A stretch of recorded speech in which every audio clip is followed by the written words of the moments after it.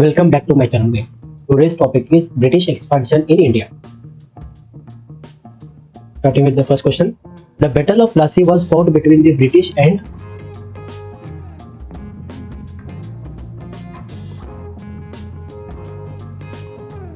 answer is option A, Siraj-ud-Dawla. The Battle of Plassey took place in 1757 between the British East India Company led by Robert Clive and Siraj-ud-Dawla, the Nawab of Bengal. It marked the beginning of British political control in India. Mir Jafar, one of Siraj's commanders, betrayed him, leading to the Nawab's defeat and the company's victory. Who betrayed Siraj-ud-Dawla during the Battle of Plassey?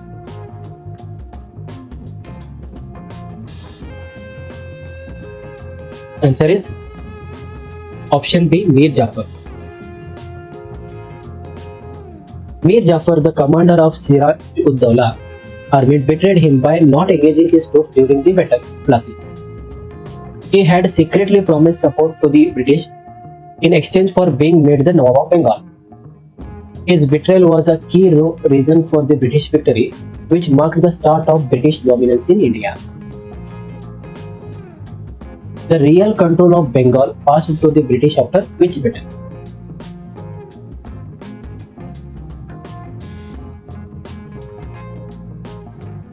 Right answer is option A, Battle of Buxar. Although the Battle of Plassey helped the British install a puppet Nawab, but the real control came after the Battle of Buxar in 1764. In Battle of Buxar, the British defeated a combined forces of Mir Qasim, Shuja-ud-Dawla and Shah Alam II. The victory led to the Treaty of Allahabad, through which the British East India Company gained Diwani rights of Bengal, Bihar and Orissa. The Battle of Buxar resulted in the defeat of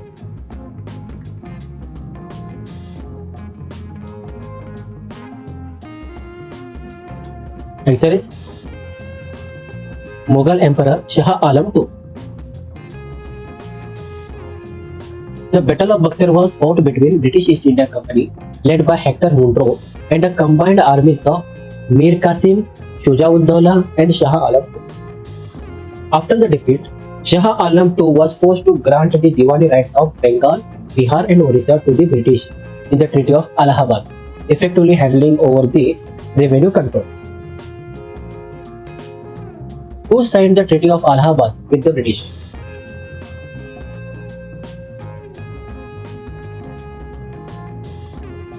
The right answer is option C, Shah Alam II.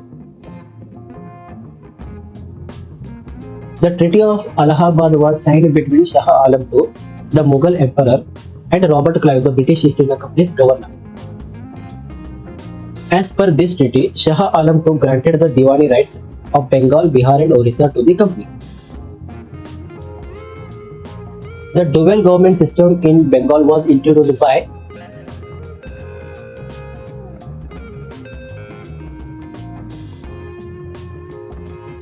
answer is option B, Robert Clive.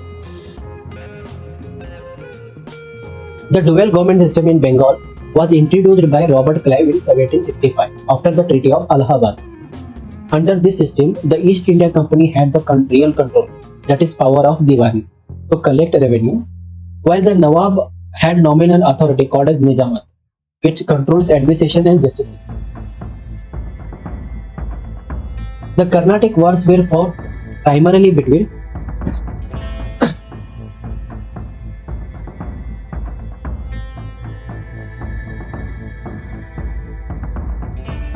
answer is option C, British and French.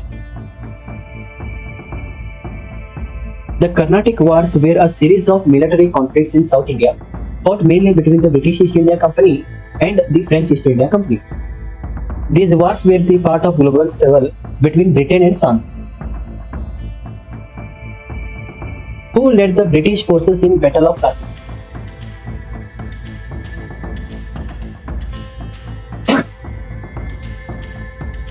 Answer is option B, Robert Clive.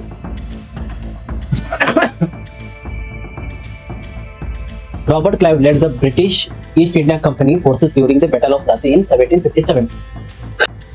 The battle was fought against Siraj-ud-Dawla, the Nawab of Bengal, and marked a turning point in British control over India. With the betrayal by the Mir Jafar, the Siraj-ud-Dawla's military commander, Clive forces secured easy victory, establishing the foundation of British political rule in Bengal. The first Anglo-Mysore War was fought during the time of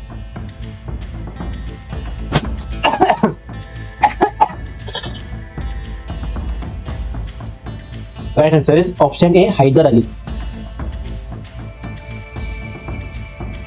The first Anglo-Mysore War was fought between Hyder Ali of Mysore and British East India Company. Hyder Ali showed remarkable military skills and nearly reached the gates of Madras, forcing the British to negotiate. The war ended with the Treaty of Madras, which restored territories to the status quo. Which Mysore ruler signed the Treaty of Srirangapatna?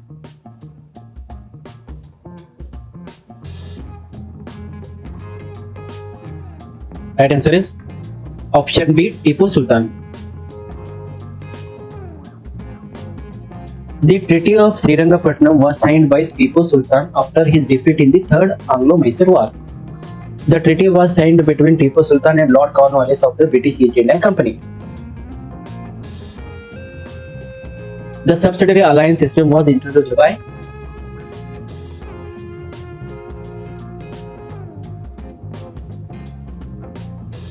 right answer is option C, Lord Wellesley. The subsidiary alliance system was introduced by Lord Wellesley in 1798 to establish British control over the Indian state. Under this system, Indian rulers had to maintain British troops in their territory and not to form alliance with other European powers. The doctrine of lapse was associated with which Governor General?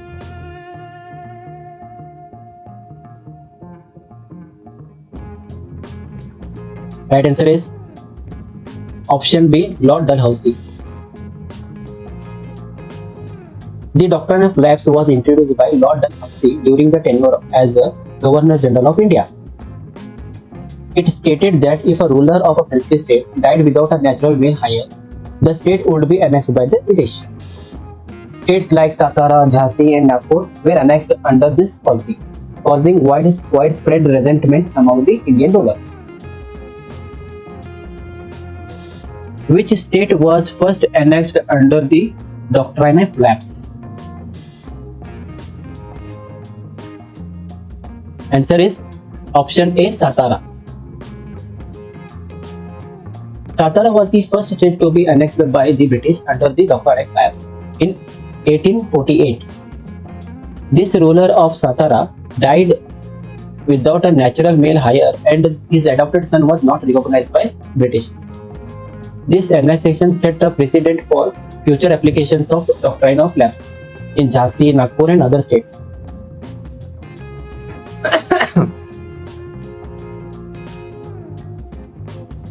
The Third Anglo-Mysore War ended with which treaty?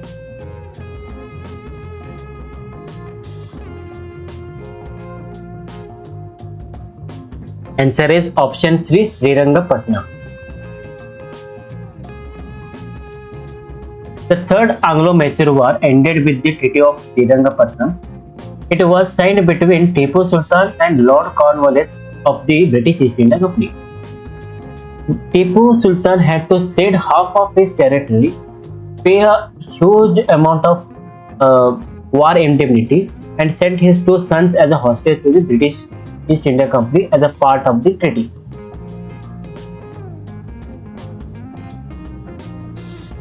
Who was the Governor General during the Battle of Buxar?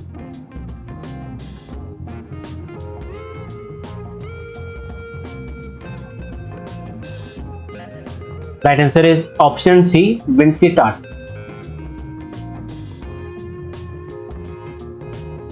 The Battle of Buxar was fought in 1764 between the British East India Company and the combined forces of Shah Alam II Shuja'ud-Dawla, and Mir Qasim. Henry Vincent was the Governor General of Bengal during this time. Though Lord Clive returned to India shortly after the battle and signed the Treaty of Allahabad, he was not the Governor General during the battle itself. Tipu Sultan died fighting in which war?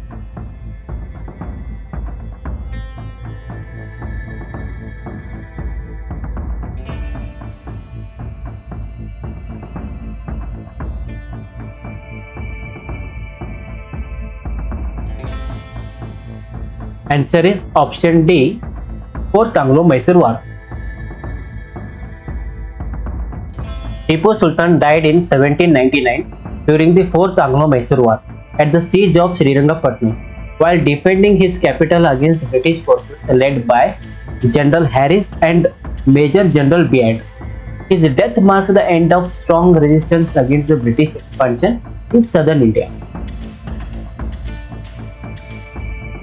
Which state did not come under British control through the doctrine of lapse?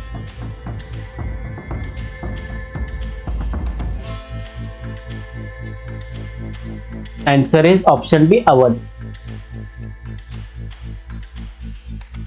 Awadh was annexed by the British in 1856, not through the doctrine of lapse, but on the grounds of misgovernance. The doctrine of lapse was applied to Satara, Jhansi and Nagpur, among others.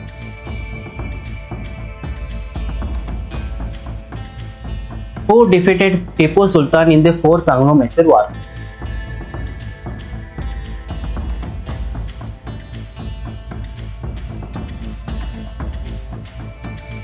Answer is option C, Lord Wellesley.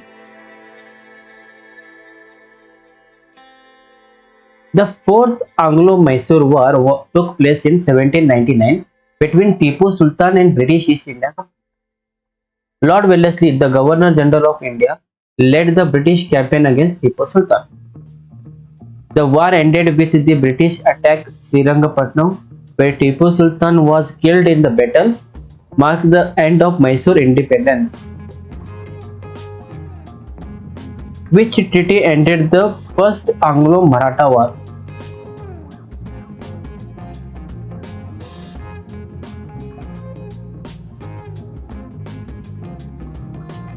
Answer is option A, Treaty of Salbai. The Treaty of Salbai was signed in 1782 between the British and the Marathas. It ended the First Anglo-Maratha War and maintained peace for about 20 years. The treaty recognized Madhavrao II as the Peshwa and restored territories to the Marathas. The Treaty of Bassein was signed between the British and